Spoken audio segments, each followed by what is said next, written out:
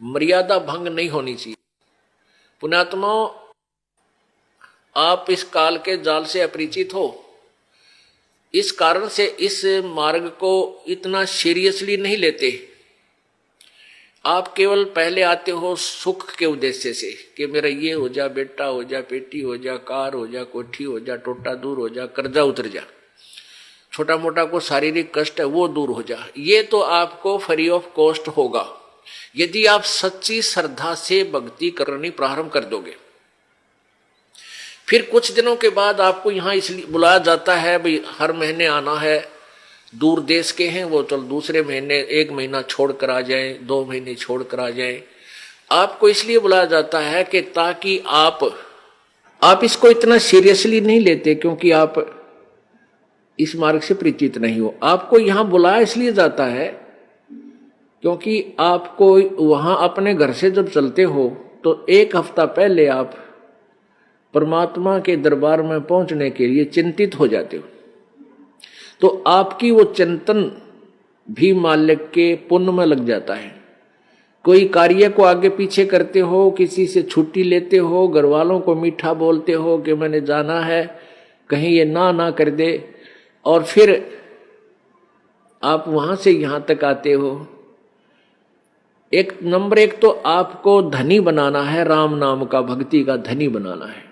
परमात्मा का विधान है, संत मिलन को चालिए तज माया अभिमाने, जो जो कदम आगे रखे ओहे यज्ञ समाने।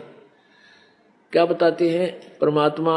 अपना विधान आप ही बता रहे हैं कबीर जी कि संत मिलन को चालिए। जब सतगुरु के दर्शनार्थ आप चलते हो,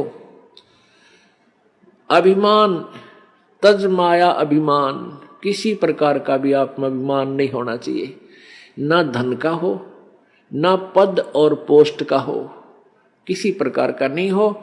जैसे एक रोगी व्यक्ति जिसको पता लग गया कि तेरी जान जाने वाली है और वो डॉक्टर के पास जाता है, चाहे वो कितना बड़ा अधिकारी है और कितना पैसे वाला है, वहां वो अपनी उस पोस्ट और पैसे को नहीं आगे रखता, उसका दिखावा नहीं करता, अपनी जान बचाना चाहता है। डॉक्टर जहां कहता वहीं लेट जाता है, कपड़े उतारने को कहता तुरंत उतार देता है, कोई रिपोर्ट करवाने के लिए संकेत करता लिख कर देता, तुरंत उठकर चला जाता है।